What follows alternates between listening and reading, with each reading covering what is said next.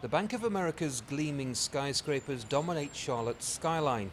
It's hard to escape the logo of one of the world's largest banks and one of the city's biggest employers.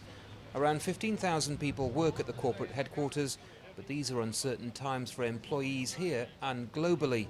Over the next few years, the bank plans to lay off more than 30,000 workers worldwide. Its employees won't talk about their fears for the future. You want it to take away, or are you going to? But Vic Veroni, who's been selling hot dogs on their doorstep for the last 7 years, has already seen a change. The fear is immediate. The fear is, oh, it could be me.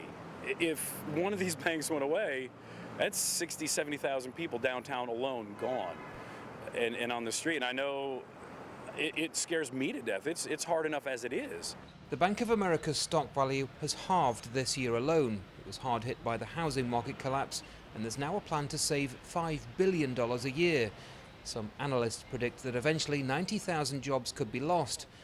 But Professor of Economics John Connaughton says the entire banking system in the US is now facing even bigger changes. Employees are well aware that their company, their industry is under attack, both from a regulation standpoint, but also just in general in terms of what the model of banking is going to look like going forward, independent of regulation.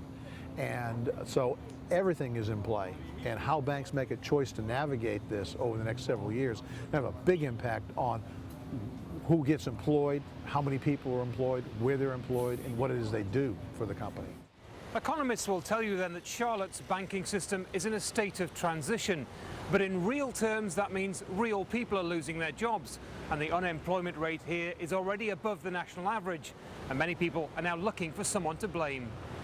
Enter Occupy Charlotte. It might not be as impressive as some of the other demonstrations seen across the US, but here too the message is the same. Well, these big banks are responsible for the financial crash of 2008. And they are laying off these workers and cutting jobs because the executives aren't being held culpable for their actions. They're punishing their employees and their hardworking people, the regular citizens, the 99%, for the unlawful actions of the 1%. Banking here and the jobs it generates play a major role in the city's life. Any layoffs in these tough times won't go unnoticed. Andy Gallagher, Al Jazeera, Charlotte, North Carolina.